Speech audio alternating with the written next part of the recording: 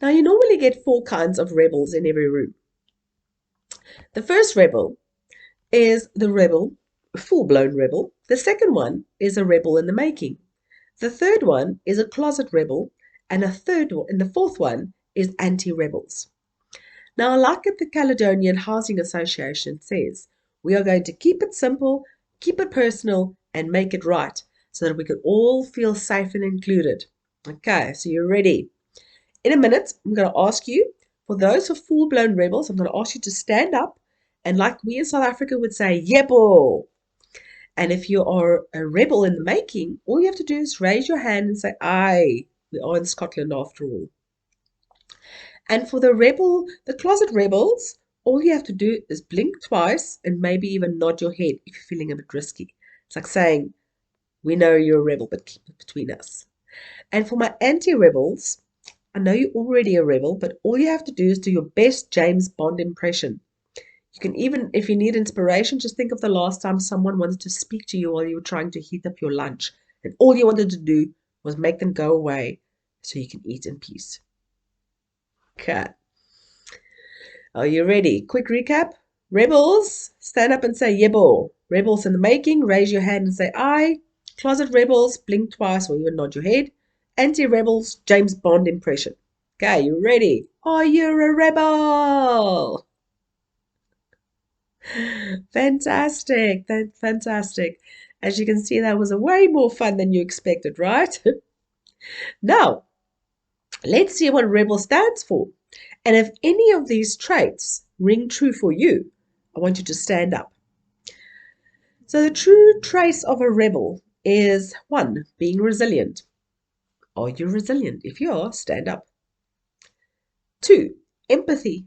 Do you show empathy for others and yourself? Stand up. Ooh.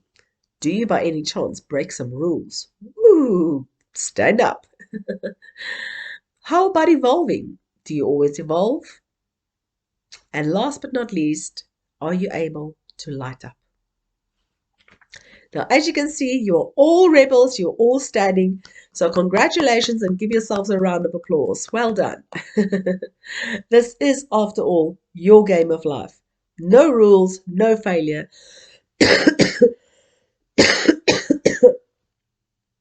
Just lessons learned. Now I want you to sit back and relax as I take you on a whirlwind journey in honor of International Women's Day. I'm going to take you back, way back, say 2 million years ago. And you're going to love this. A time when good housing was considered a cave large enough on the inside to walk around, but with a small opening so that you could roll a rock in front of it to keep the predators at bay. Now, can you imagine doing your existing job during those times? So, let me show you our latest housing option as you climb the mountain and growl at him in anticipation, because that is how we did it back then. And then roll the rock closed, showing the safety aspect, and then roll it open to showcase the natural lighting inside. Now, back in the good old days, we as women didn't have to flirt to get married. I know. All we had to do was leave our rock open and walk up and down past the entrance while the fire is burning on the inside, showing our reflections as we do our favorite dance, hopefully with partners downstairs staring up at us. And then, let's hope and pray, before we know it, we'll get knocked out and literally swept off our feet. Ah, society, always doing the right thing by us. Now let's fast forward to 800 years ago, when the Coventry Law was created. This law was for our protection, fellow women of Scotland. It stated that we became the property of our husband upon marriage. So say, for example, listen, I'm not planting seeds. I'm not suggesting anything, okay? Don't blame me on this one if anything happens from this section, okay? So just say, for instance, a wife happened to just murder her husband. The courts could not condemn that as murder, but instead it was considered petty treason, as the woman was seen as challenging the crown by killing her master. Naughty girl. And for that, she needed to be hanged and quartered. But even back then, they knew the difference between right and wrong. and decided it wasn't very becoming for a woman to be cut into 4 pieces and being burned at a stake. So, no, being burned at a stake is a much better option. Thank goodness for society always doing the right thing by us. Now, let's fast forward to 2008, when forced marriage became a criminal offence in the UK, a mere 16 years ago. Research carried out by the Department of Children, Schools and Families in 2009 estimated that there was between 5,000 and 8,000 reported cases of forced marriage in England every year. There's no data available prior to 2008. And to top it all, 35.4% were minors. So when society, business, and government starts talking about inclusion and equality, I think it's safe to say that this is not right and it's not enough. So what can we do? We can make a pact with ourselves and to everyone else in the room and beyond to be more rebel, be more resilient, be more empathetic, break some rules, keep evolving, and remember never to stop lighting up. So I believe everyone sitting in this room already has these 5 traits to some degree. And so today, because I'm a rebel, I will not be going in order of appearance, but starting with sharing the importance of lighting up. You see, I was 5 years old when I started my rebel journey. Already had resilience, but in South Africa, we're all born with resilience. There's nothing to brag about.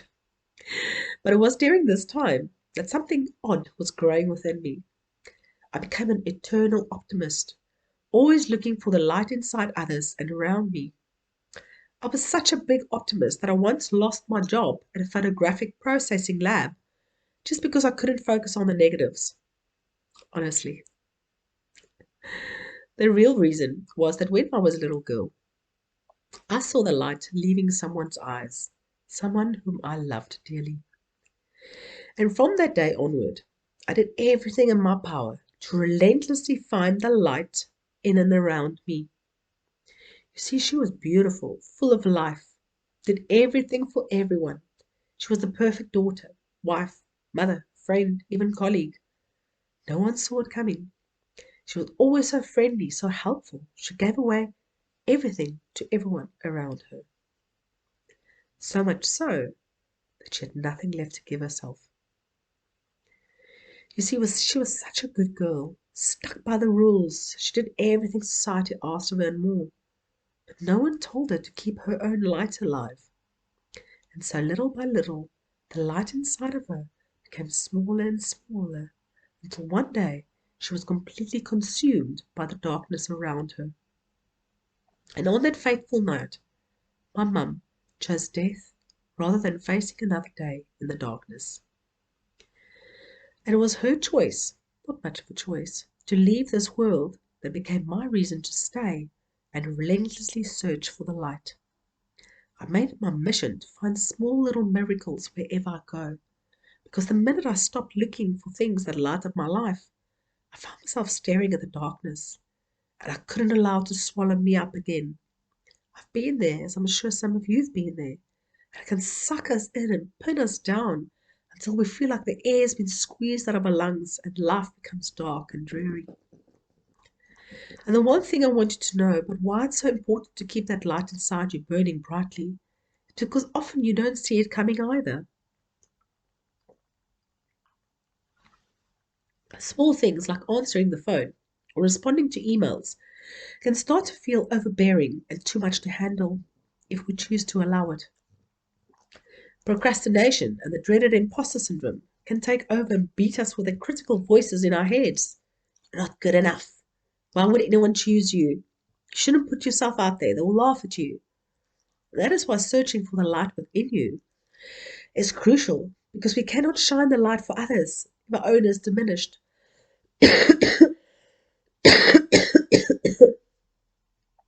So what can you do to keep your light shining brightly? You can start by making sure you have enough P's in equal measures: purpose, play, and peace. Purpose in your life, in your work, I think we can all agree is that every woman in this room have enough purpose in their life. You're doing fantastic work for society. So the purpose is covered, right? Now, do you get 8 hours of peace, which could be sleep, meditating, or taking a hot bath? How about play? Do you play for 8 hours a day? Do you do things that bring you joy? Not because it's practical or good for you, but because you just enjoy it. Just going out with dinner with friends, dancing, spending quality time with your lover, or playing fun games with your children, singing while you cook your favorite meal.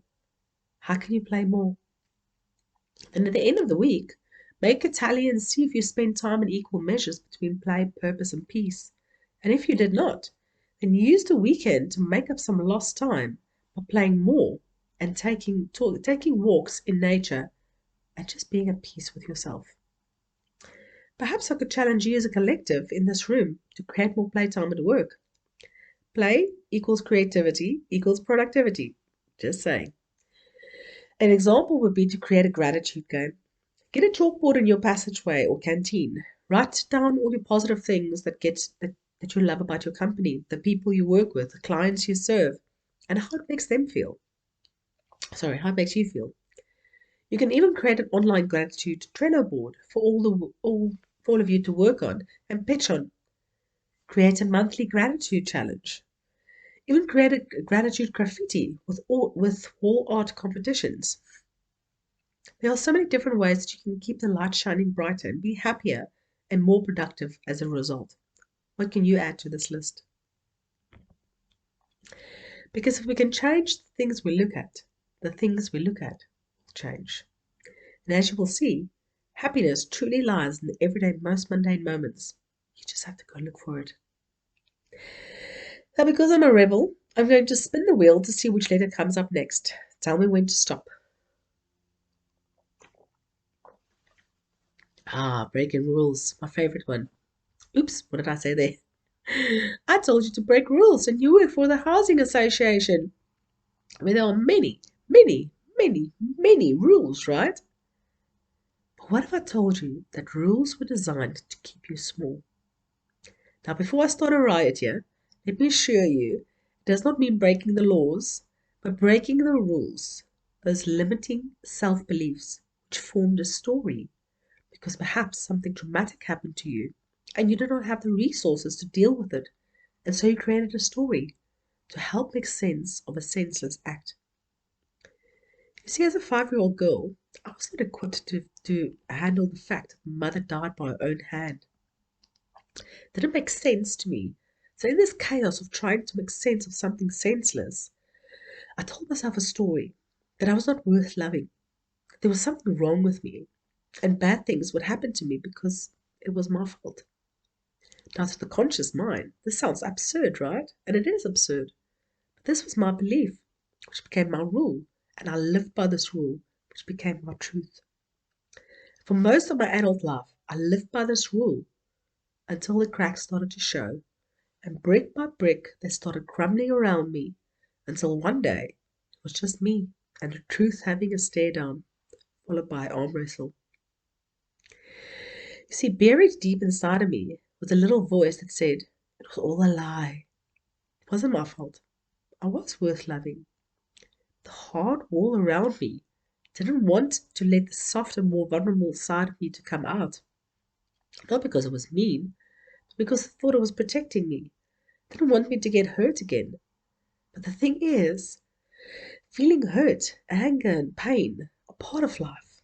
And if we don't feel it, we become numb, dissociated, and even depressed. And unfortunately, we live in a culture where it's not okay to express our feelings such as anger or sadness. Yet if we allow it, we are able to move through it to the other side and feel joy and happiness, respecting and honoring ourselves. And so I decided to face my biggest fear. And on the 3rd of September 2017, I started my sober journey of healing and self-love. And it was on this day that I took back my power and broke all the rules, the old limiting self-beliefs that I held, and I formed out of fear of being hurt again. And I can promise you something. The decision to feel pain was the scariest thing in all the world, but at the same time, the most liberating and incredible experience ever.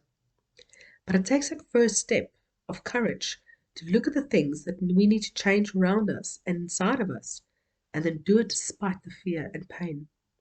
Because we cannot truly value ourselves without breaking some rules first. And the rule I had to adopt here was no one had the power to make me feel anything without my permission. I had the power to decide how people would treat me, not them. But that only happened because I started to value myself more. I started to love myself for who I was, faults and all. And boy, did I have faults.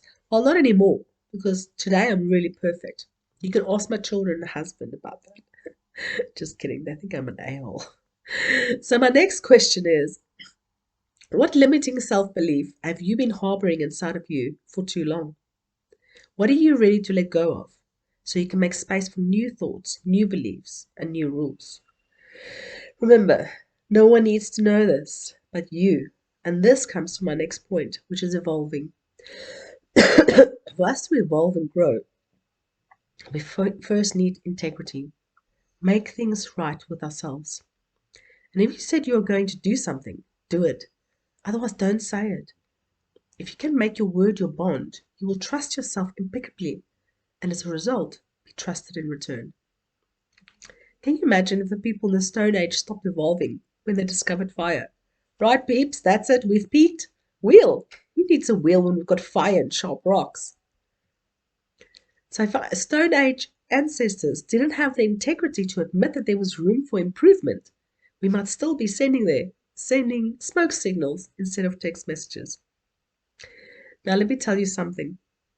I could not have evolved and broken those rules if I did not have a stable environment. I knew I had to evolve, right? But it took a great amount of integrity to be honest with myself as to why I chose to hang on to parts of my life that was no longer serving me. See, before this transformational period in my life, I was running a community newspaper, which became part of my identity. I loved everything about it, the prestige, the money, the access to opportunities. But in the end, I was working stupid hours and advertisers wanted to go digital, so they stopped placing ads in my local community paper. I knew change was coming, but I was petrified of the unknown, as I feared everything that I built would disappear. And who am I? So I had to make some tough decisions and decided to close my paper and start looking for a job. And I ended up finding the most beautiful job working for a charity. I was working a half day and earning more than I was before. Sounds like bliss, right?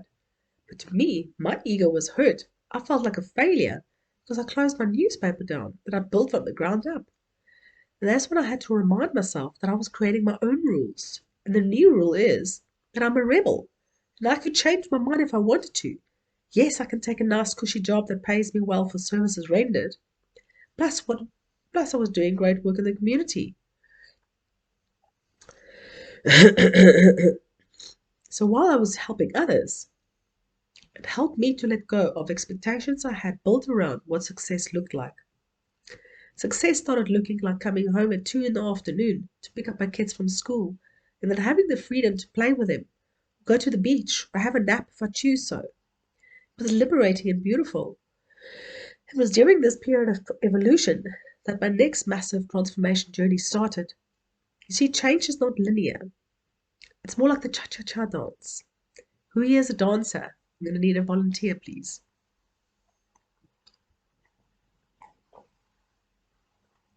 So let's use a practical example.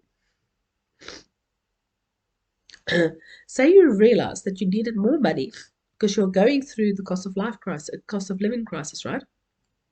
But you don't know where to start. We will go with the assumption that you love this company, you want to stay with them, so you can earn more while working for the same company. How are you going to do this? Well, first of all, you're going to go to your living room, put on some sexy salsa music, and do the cha-cha-cha dance. So when you start the process, put your feet together and start bending one knee slightly. This is the reset stage. This is where you rest. You reset your thoughts, dreams, fears, and just clear your mind. Then you move your second knee forward and do your research. What positions are available in the company that pay more? What skills do I need to have to apply for those jobs? Then you bend your first knee again and reach out to the people, for example, who work in HR. Ask them what is available and how much you can go about, or how you can go about getting that promotion. Then take the step forward and implement the actions you have applied previously. Then once you have started the implementation, it is important to come back home, reset, research, and reach again. Then you take a step backwards and release. And this is where you look at the progress you have made with no attachment. You assess if this is still the path you want to take, and then come back home again and start the process. This is a safe process to follow as you evolve. Always come back home to safety.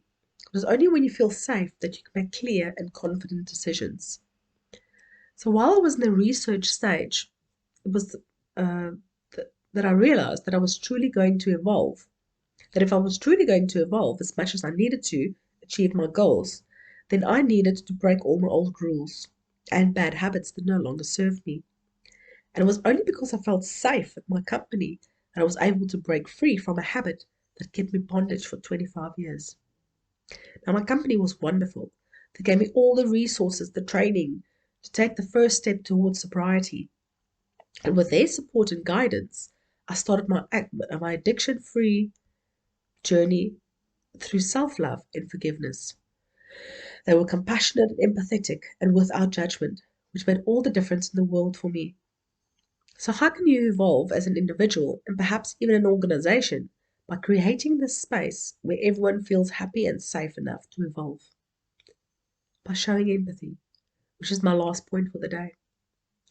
And as this last trait of a true rebel that can help any company create the most inclusive company culture, just by starting to show empathy, and it comes down to these three things. How safe are you making your team feel? You can ask the same question when you think about dealing with your service users. Are you creating a safe space for them to express their most haunting and intimate fears and doubts so that they can evolve?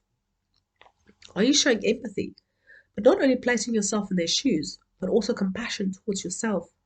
The thing is, we judge ourselves more than anyone else. But if you can sit with non-judgment and look at the situation in front of you through compassionate eyes, the entire energy and story in the room will change. Lastly, it requires you to be willing to step out of your comfort zone and be willing enough to be vulnerable, to connect and build trust with the people in the room. And I know it's hard, but if you can learn to have empathy for yourself, it's easier to have for others, and then the whole conversation change. Oh, Lynn, you forgot to mention resilience. No, I didn't. Because the thing is, if you can find the light within yourself, show empathy towards others, and be willing to break the rules and evolve, then by default you are resilient. By nature, you are all resilient in this room as you deal with people from all walks of life. And I'm sure you're not always being valued for the services that you offer. But this ability to evolve and put in that extra work or make use of self-development opportunities give you the resilience to handle them with a smile. I call you brave, honestly, because it takes a lot of courage to do the work that you do. And you pitch up for work every day, whether it's in your pajamas, pants, smart shirt at home, or coming into the office. You are here, showing up, giving it your best shot. And that wonderful woman is inspiring. So I want you to have a look around at the rebels sitting in this room, and I want you to see them for who they are. I'm going to ask you to stand up and give a round of applause to everyone who pitched up today and every other day to give it their best and search for the light, even when you find yourself surrounded by darkness. There's a beautiful saying in Hindu, and any of you who do yoga would have heard this, Namaste, and it means, I bow to the divinity in you. It means I see and acknowledge the good in you. And that is the power of being a true rebel, seeing the good in yourself and those around you. So before we break for questions, I would like to ask you, how can you reignite the light within you while breaking rules as you evolve with empathy and compassion? Can you imagine a world where there is no judgment, where we treat ourselves with the same gentle kindness that we offer to our children or loved ones? And from this place of love, We find the light in others as our light keeps burning brighter and brighter each day. This is your game of life. You might not always win, but you have to play to become unstoppable. I see the rebel in you. Thank you.